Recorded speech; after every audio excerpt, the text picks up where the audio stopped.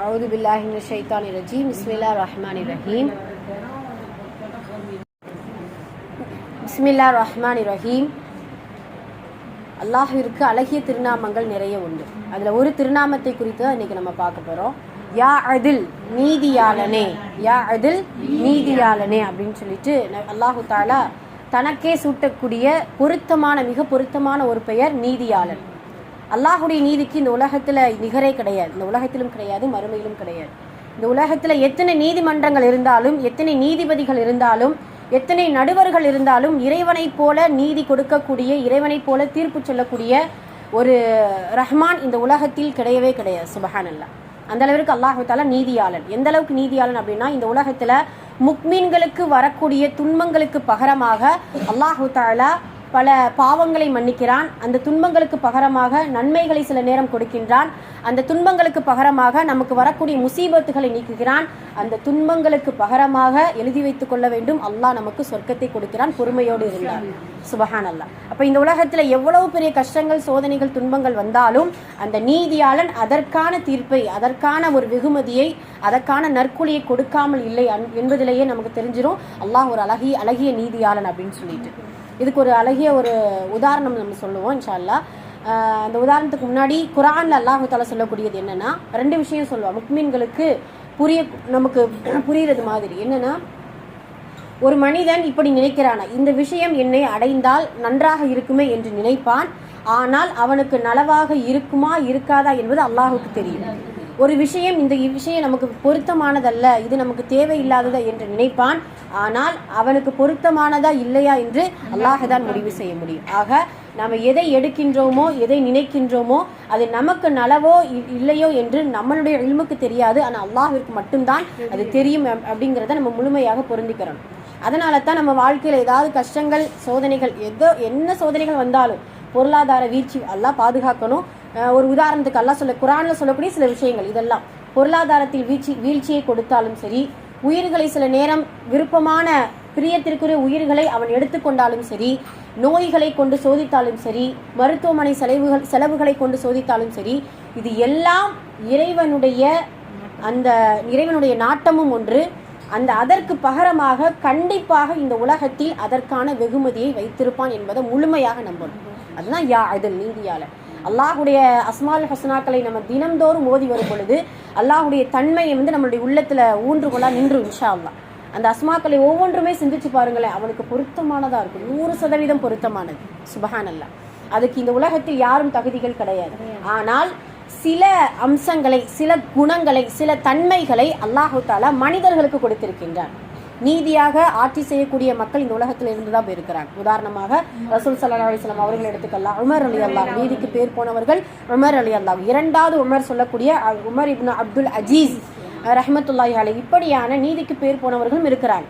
ஆக இன்ஷா அல்லாஹ் அல்லாஹுடைய இந்த அஸ்மாக்களில் இருக்கக்கூடிய அல் அதில் என்கின்ற அந்த திருநாமத்துடைய தன்மைகளை நாமளும் இன்ஷா அல்லாஹ் உணர்ந்து அந்த தன்மைகளை எடுத்து நடக்கக்கூடியவர்களாக இருக்கணும்.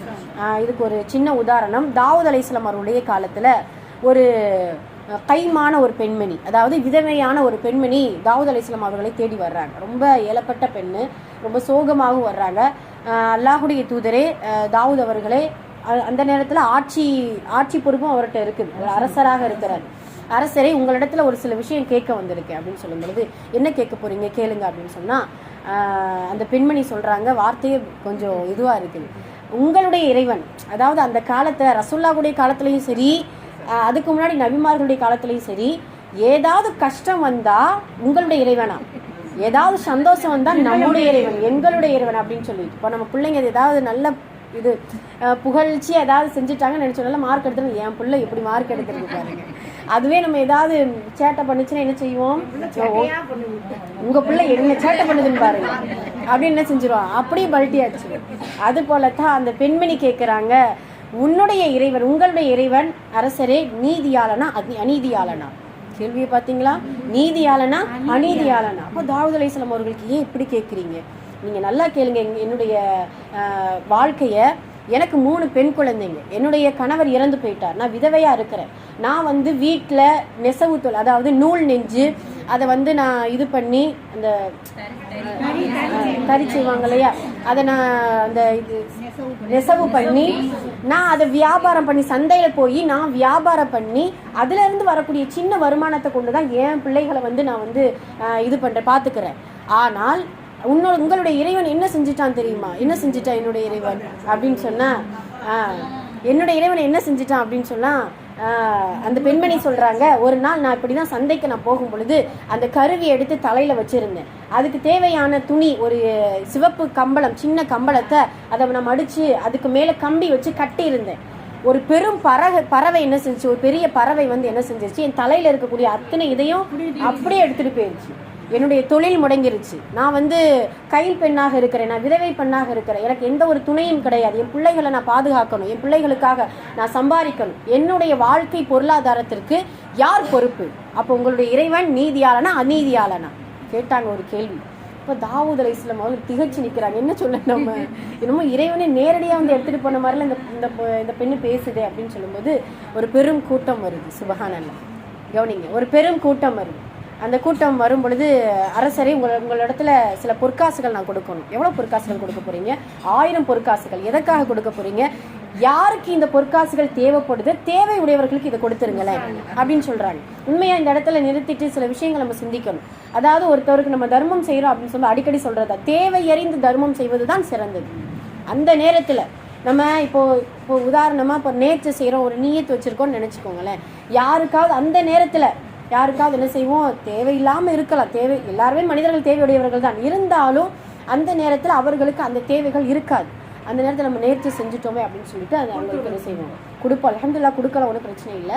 இது நான் எதுக்காக சொல்ல வந்தேன்னா, இப்போ திடுதிப்புன்னு ஏதாவது ஒரு குமருக்காகவோ கேட்குறோம், இல்லை வேறு ஏதாவது மருத்துவ செலவுக்கு யாருக்காவது கேட்குறோம், இப்போ ஏழைப்பட்டவங்களுக்கு ஏதாவது கொடுங்க அப்படின்னு கேட்குறோம்.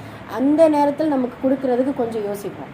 ஆனால் நாம் ஏதாவது நீயத்து வச்சுட்டோம், நேர்ச்சி செஞ்சுட்டோம், டக்குன்னு என்ன செய்வோம், ஏன்னா நமக்கு அந்த காரியம் நிறைவேறணுமே, அதுக்காக நம்ம என்ன செய்வோம், கொடுப்போம். ஆக நம்ம இது எதுக்கு சொல்ல வரோம்னா, இறைவன் அந்த வழியை அந்த நேரத்தில் காட்டினான்னா உடனே என்ன செஞ்சுக்கிறணும், அதை நம்ம செய்யணும் இன்ஷா அல்லாஹ்.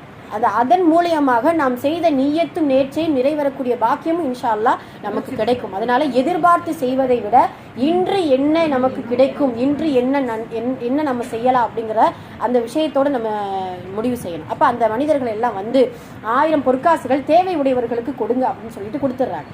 கொடுத்த உடனே தாவூத் அலைஹிஸ்ஸலாம் அவர்கள் கேட்குறாங்க, என்ன எதனால் இப்படி வந்து கொடுக்குறீங்க, நீங்களே ஒரு ரொம்ப ஏழ்மையானவங்க தான், நீங்கள் இவ்வளோ பொற்காசுகள் வந்து தர்மம் செய்கிறீங்களே அப்படின்னு சொல்லும் பொழுது, நாங்கள் கடல் பயணம் செய்யக்கூடியவங்க, நாங்கள் கடல் வழி வியாபாரிகள், நாங்கள் வந்து சின்ன சின்ன படகுகளை வந்து நாங்கள் எங்களால் முடிஞ்ச படகுகளை கொண்டு வியாபாரம் அடுத்த தீவுக்கு நாங்கள் வியாபாரம் செய்ய போவோம். ஒரு நாள் இப்படி வியாபாரம் செய்ய போகும் பொழுது தான் எங்களுடைய துடுப்புகள், அதாவது துடுப்புகள் தான் அதுக்கும் பேரும் துடுப்பான், அந்த கிதாபில் போட்டிருக்குது, அந்த ரவுண்டாக இருக்கும்ல பரிசு, அதுக்கு பேரும் துடுப்புன்னு போட்டிருக்காங்க.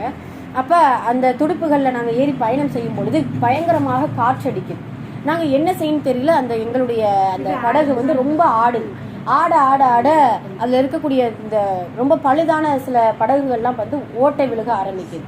அப்போ நாங்கள் என்ன செஞ்சோம், ஆக எங்களுடைய பொருட்கள் போயிடுமே, எங்கள் பொருட்களோடு சேர்ந்து எங்களுடைய உயிர்கள் போயிடுமே. அப்போ அந்த நிற்கதியாக நிற்கக்கூடிய நிலையில் அல்லாஹ்விடத்தில் நஹர் செய்கிறோம். நஹர் என்றால் நேர்ச்சை செய்கிறோம். என்ன நேர்ச்சை செய்தோம், யா அல்லாஹ் எங்களை வந்து இப்படியான இடர்பாடுகள்லேருந்து நீ காப்பாற்றி விட்டு என்றால் 10 பேர் நாங்கள் பயணம் செய்கிறோம், தலைக்கு 100 பொற்காசுகள். இப்போ 10 பேருக்கு 1000 பொற்காசுகளை தேவை உடைய மக்களுக்கு நாங்கள் வந்து சதகா செய்வோம் அப்படின்னு சொல்லிட்டு நியத்து வைத்த நினைத்த அடுத்த நிமிடத்தில் அல்லாஹு தஆலா எங்கிருந்தோ ஒரு பறவை எங்களுடைய படகுகளுக்குள்ள அப்படியே ஒரு பொட்டணத்தை வந்து போட்டுருச்சு. போட்டா சுபஹானல்லாஹ் வெயிட்டை வந்து போட்டுருச்சு.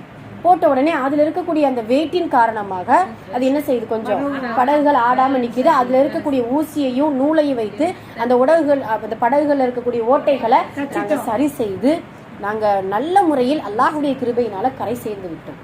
அன்றைய நேரம் மட்டும் அந்த பறவை வரலன்னா, அந்த நேரம் மட்டும் எங்களுக்கு அந்த உதவி கிடைக்கலன்னா, நாங்கள் அதோடைய கடல்களுக்குள் எங்களுடைய பொருளோடு நாங்கள் மூழ்கி போயிருப்போம்.